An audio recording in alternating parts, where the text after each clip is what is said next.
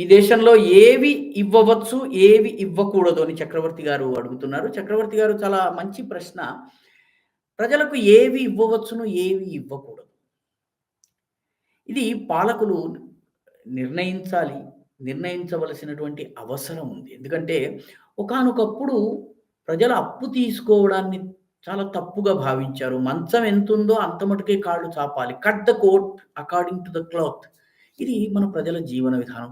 ప్రభుత్వాలు అప్పులిచ్చేసి, అప్పులు మళ్ళీ లోన్ వేవర్‌లు ఇవ్వడము, వీటి వల్ల రైతు రుణాలు ఇస్తున్నారు. చాలామంది రైతులకు చాలా లాభం అని అంటారు. కానీ వాస్తవానికి మీరు గ్రామాలలో వెళ్ళి రైతు రుణాలు తీసుకుంటున్న వాళ్ళని మీరు జాగ్రత్తగా నిష్పక్షపాతంగా అధ్యయనం చేస్తే చాలా తక్కువ వడ్డీకి రైతు రుణాలు తీసుకొని ఇంట్లో బంగారం కొని భార్యకు చేయించేవాడు దొరుకుతారు మీకు.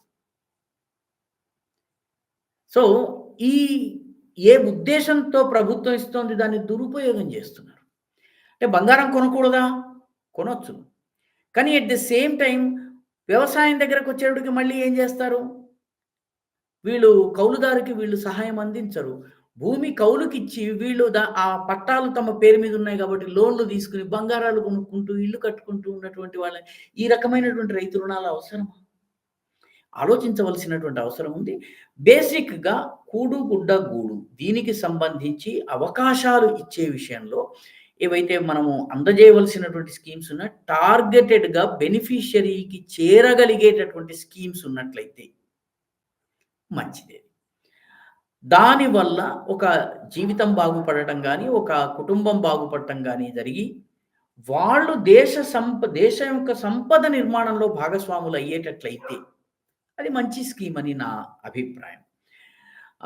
ఎట్ ది సేమ్ టైమ్ ఈ రకమైనటువంటి బెనిఫిట్స్ ఇచ్చిన తర్వాత, ఈ వ్యక్తులలో క్వాలిటేటివ్ ఇంప్రూవ్‌మెంట్ గనక, గుణాత్మకమైనటువంటి వృద్ధి గనక జరగకపోయినట్లయితే, మన ఇంజినీరింగ్‌లో చదివేటటువంటి విద్యార్థులకు రీయింబర్స్‌మెంట్ స్కీమ్ మనం ఫీజ్ రీయింబర్స్‌మెంట్ స్కీమ్ ఆంధ్రప్రదేశ్‌లో, తెలంగాణలో, అవిభక్త ఆంధ్రప్రదేశ్‌లో వచ్చింది.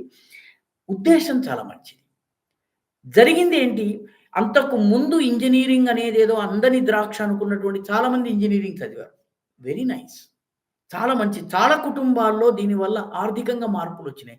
But at the same time skill development English భాష మాట్లాడటం గాని, కమ్యూనికేషన్ స్కిల్స్ గాని, వృత్తిపరమైన నైపుణ్యాలు గాని, విద్యాపరమైనటువంటి ప్రతిభ గాని, దీనిని నేర్చుకునేటటువంటి మోటివేషన్ కూడా ప్రభుత్వము చేయవలసినటువంటి అవసరం ఉంది. దానికి పకడ్బందీగా ఆలోచించవలసిన అవసరం ఉంది. కాబట్టి there are schemes for which ప్రజలకి నేరుగా మేలు జరిగేటటువంటివి ఇవ్వచ్చును. టీబీ ఉదాహరణకి ఇందాక చెప్పిన ఉదాహరణే.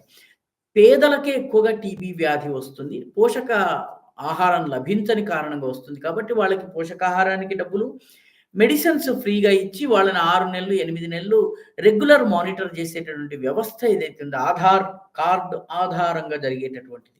ఇట్స్ ఎ గుడ్ స్కీమ్ జరగాలి. జనౌషధి ఉంది. మామూలుగా మనము ఈ జెనరిక్ డ్రగ్స్‌ని బయట లభించే ధర కన్నా కూడాను సగం కన్నా తక్కువ ధరకి మెడిసిన్స్ కొనడం వల్ల మందులు, చికిత్స, వైద్యం చాలా మందికి అందుబాటులో రాగలుగుతుంది. మంచి స్కీమ్స్ అని నా అభిప్రాయం. అదేవిధంగా కిడ్నీ పేషెంట్స్ ఉన్నారు. చాలామంది రిక్షా వాళ్ళు, ఇటువంటి వాళ్ళు రాళ్ళు మోసేటటువంటి దినసరి కూలీల్లో కూడాను కిడ్నీ ప్రాబ్లమ్. ఎందుకంటే వాటర్ ఇంటేక్ తగ్గుతుంది కాబట్టి, కిడ్నీ మీద ప్రెషర్ పెరుగుతుంది కాబట్టి, over a period of time వాళ్ళకి కిడ్నీ ప్రాబ్లమ్స్ వస్తాయి కాబట్టి, వాళ్ళకి గనక ఫ్రీ డయాలిసిస్ స్కీమ్ ఉందనుకోండి, ఆధార్ కార్డ్ ఆధారంగా. These are all good schemes అని నా అభిప్రాయం అండి.